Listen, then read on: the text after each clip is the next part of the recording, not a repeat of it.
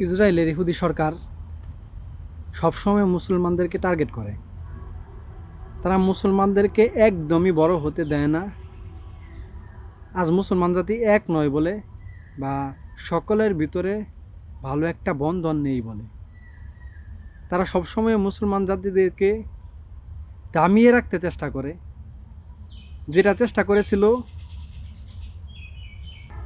ব্রিটিশরা ভারতীয় উপমহাদেশে এসে ভারতীয় উপমহাদেশ শাসন করার সময়।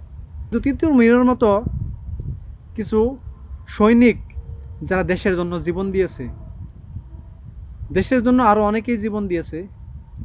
তবে ইসরায়েল সারা বিশ্ব শাসন করতে হলে তারা জানে যে আগে মুসলমানদেরকে পরাজিত করতে হবে। মুসলমানদের ভিতরে শত্রু, যেমন আপনি দেখতে পারতেছেন ইরানের ভিতরে শত্রু হচ্ছে মোসাদ। তাই ইরানের ভিতরের শত্রুগুলাকে খুঁজে খুঁজে বের করতেছে এবং তাদের সাথে ভালো একটা সম্পর্ক তৈরি করতেছে, যাতে তারা ইরানকে ভিতর থেকেই ভেঙে দিতে পারে।